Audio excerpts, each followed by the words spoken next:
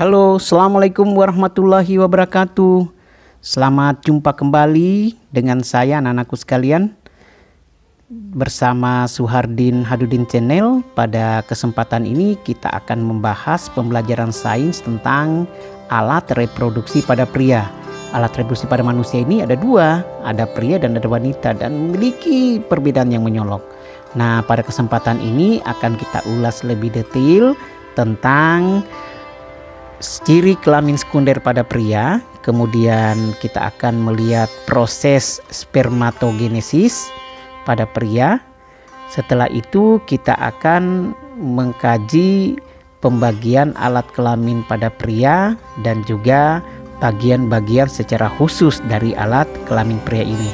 Nah, anak-anakku sekalian, untuk bisa memahami alat reproduksi pada pria ini, terlebih dahulu kita akan mempelajari tentang ciri kelamin sekunder. Ini adalah merupakan tanda awal dari seorang pria untuk menganjak dewasa. Jadi anak-anakku sekalian, ini bisa diamati dengan kasat mata. Dapat diamati dengan kasat mata yang ada pada tubuh kita masing-masing. Nah, bagaimana sih atau apa saja sih tanda-tanda kelamin sekunder pada pria? Itu yang pertama adalah kulit menjadi kasar dan berpori besar, dan biasanya muncul jerawat. Ayo, siapa yang sudah punya jerawat nih? Nah, kemudian yang kedua, tumbuhnya rambut di beberapa tempat. Ada di ketiak, di dagu atau jenggot ya.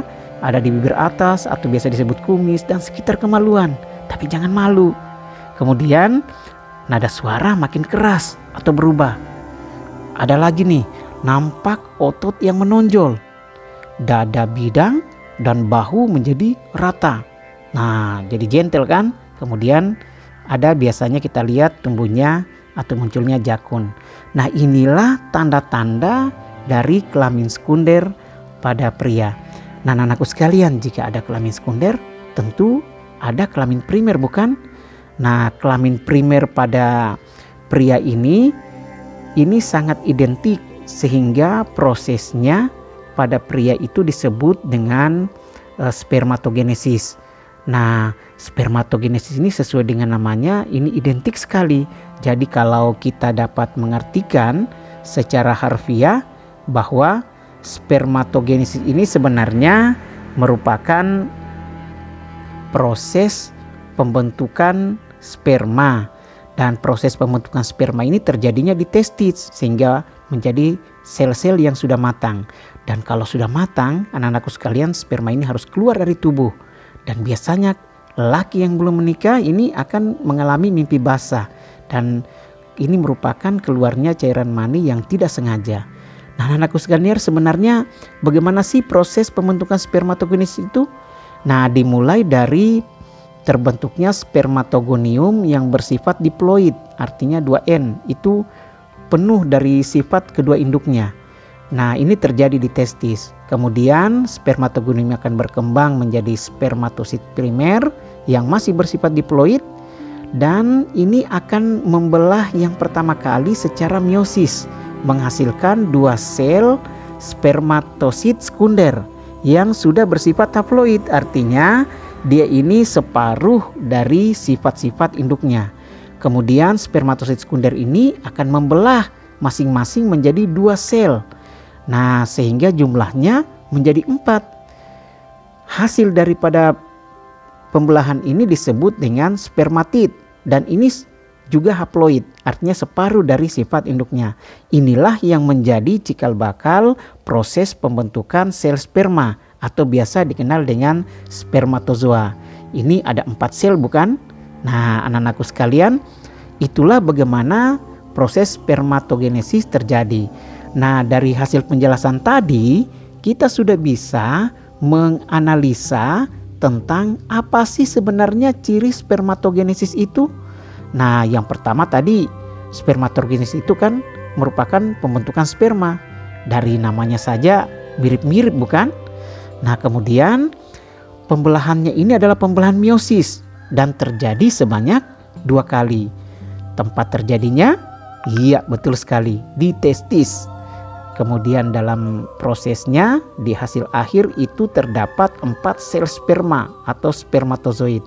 Nah, inilah ciri atau tanda daripada spermatogenesis. Nah, selanjutnya anak-anakku sekalian, kita akan melihat bagaimana sih sebenarnya pembagian daripada alat kelamin pria. Setelah proses spermanya tadi kita sudah ketahui. Nah, alat-alat kelamin pria ini terdiri dari berapa bagian? Yang pertama adalah kelamin luar, yaitu penis. Kemudian di bagian dalamnya ada testis dan skrotum. Dan juga terdapat saluran-saluran. Misalnya uretra, epididymis, dan vas deferens. Nah, di dalam alat reproduksi pria juga ini ada penghasil cairan atau hormon, yaitu vesika seminalis, prostat, dan koperi.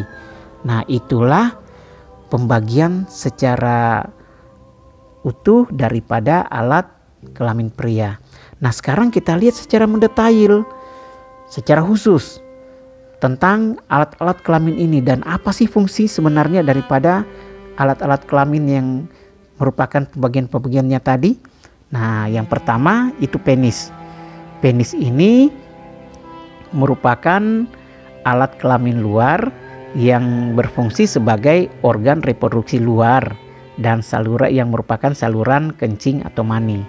Nah, di sisi dalamnya itu ada salurannya yang disebut dengan uretra. Uretra ini merupakan saluran keluarnya urin dan sperma. Di bagian sisi belakang daripada penis ini ada skrotum. Skrotum ini biasa disebut dengan kantung testis yang berfungsi untuk menjaga suhu testis dalam kegiatan reproduksi agar aman sel spermanya. Kemudian di bagian dalamnya ada testis sebagai tempat diproduksinya sperma dan berbagai hormon reproduksi. Nah, di bagian atas daripada testis ini ada epididymis yang merupakan saluran keluar dari testis. Ini merupakan tempat penyimpanan sperma sementara atau juga biasa disebut dengan pematangan sperma. Kemudian saluran ke atas itu disebut dengan vas deferens yang menghubungkan epididymis dan uretra. Dan ada bagian kecil di bagian ujung yaitu yang dikenal dengan kelenjar koperi sebagai penghasil lendir dan cairan yang bersifat basah. Di bagian atasnya ada satu kelenjar lagi yang disebut dengan kelenjar prostat. Ini penghasil cairan yang bersifat asam. Dan di sisi samping itu ada yang disebut dengan vesika seminalis. Nah, vesika seminalis ini berperan penting untuk menghasilkan zat dalam perkembangan sperma nantinya. Nah, anak-anakku sekalian, itulah bagian-bagian daripada alat reproduksi pria. Nah, anak-anakku sekalian, Bapak sudah jelaskan berbagai hal tentang alat-alat reproduksi pria. Semoga ini bisa bermanfaat. Sekian dan terima kasih. Wassalamualaikum warahmatullahi wabarakatuh. Sampai jumpa di lain kesempatan.